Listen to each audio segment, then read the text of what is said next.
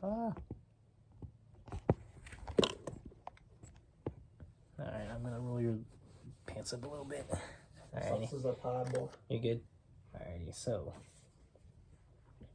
Alright, this is the foot and toes eval for semester D plus competency. Yeah.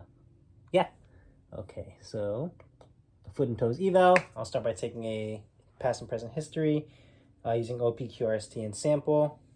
I'll inspect for any swelling, discoloration, deformity, arches, weight bearing with no shoes for pes planus versus pes cavus, toe positions for mallet toes, hammer toes, any valgus or varus. And then other toe conditions like blisters, corns, ingrown toenails, subungual hematoma. Next, I'll start with palpations. So I'm going to go and do bony and soft, or I'll start with bony palpations. So first, the first metatarsal head. And then, so first metatarsal head, checking for hallux valgus, bunion, the sesamoid bones of the first MPT joint. And then the fifth metatarsal base for a Jones fracture would be fracturing the bone of the base of your, sorry, ticklish, my bad, of the base of the fifth metatarsal for a Jones fracture or Vosen fracture. The cuboid bone also for peroneus longus tendonitis, the calcaneus for apophysitis or a heel spur, and as well as the talus and the navicular on the medial side for talus or navicular displacement or pes planus. So soft tissue palpations, the plantar fascia for plantar fasciitis, between the metatarsal heads for Moten's neuroma. Next, we'll go into special functional tests. So this, or special tests. First is the rigid versus supple pes planus. So, or actually we'll do the navicular drop test. That'll be, move this one up so she can see the medial side of this leg. So basically, for the navicular drop, while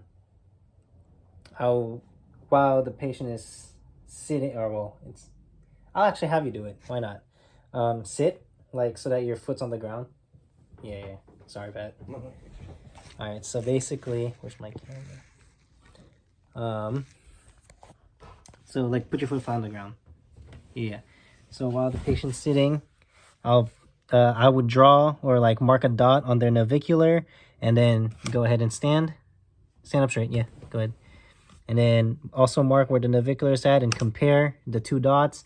And basically, if the two dots are greater than 10 millimeters apart, then that's signs for a hyperpronated foot. The phase line test would be, I would put a dot or mark a dot on the navicular, the distal aspect of the malleolus, and also the first MTP joint. I'll actually just show again, sorry. So one at the first MTP joint at the navicular, and then also at the distal portion of the malleolus. And I draw a straight line using a straight edge from the first MTP joint to the distal aspect of the not calcaneus, of the malleolus. And so if the dot on the navicular is below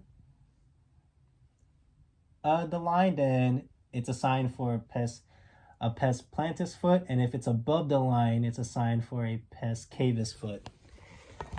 Cool.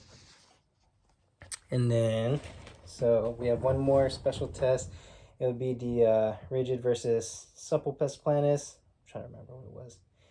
It's dang it. Let me think. Rigid versus supple pes planus. What did we do? Oh, yeah. So basically, sorry, Pat, you're gonna sit again. Dang. I'm sorry. I got you, G. So seeing that there's an arch here, and then go ahead and stand. So since there's still an arch there, it's a negative. It would be a positive test if the arch disappeared. Alrighty, that's what it was. And then after that, next thing is going to be range of motion test. I would test them both actively and passively, but in this instance, I'll have him do it actively. So you're going to do subtalar inversion at 5 degrees. So in, yep, and then subtalar eversion 5 degrees. 4-foot adduction at 20 degrees. Go. Oh, so adduction is yep, that way, but at 20 degrees, so like, yep. And then 4-foot abduction at like 10 degrees, yep. And then all right, relax. First MTP joint flexion, so this, just your toe, like flex it, the big toe if you can, try, yeah. And then extend, alrighty. And then lesser toes, which are these guys, just try to flex just these guys. Yeah, I know all of them might move. And then try to extend. And then try to do toes, like spread them basically, abduction and adduction, seeing if they're symmetrical. Also with flexion and extension, seeing that they're symmetrical. Then we'll go into muscle strength tests for our resisted range of motion. So toe extension, go ahead. All right, so toe extension is testing the extensor hallucis longus for the deep peroneal nerve, as well as the extensor digitorum longus for the deep peroneal nerve. Toe flexion, go ahead, against me, go, nice. For the flexor hallucis longus and the tibial nerve, also the flexor digitorum longus, and also still the tibial nerve. And then neurological tests, so motor would be L5, and that's going to be toe extension. So extend your toes like this. Yep, perfect. Sensory is going to be L4, which is the medial side of the foot. L5, dorsum. S1, lateral side of the foot. And then reflex, I do the Achilles reflex tendon. It'd be better if you were sitting, but I guess you can just lay on your stomach. But basically, this guy right here. Yep. Alrighty, go ahead and sit back. And then so that's the S1 Achilles reflex tendon test. And I'll take also a dorsal pedal artery for blood flow test, dorsal pedal artery pulse, recalibration test. Color should return within 3 seconds. And yeah.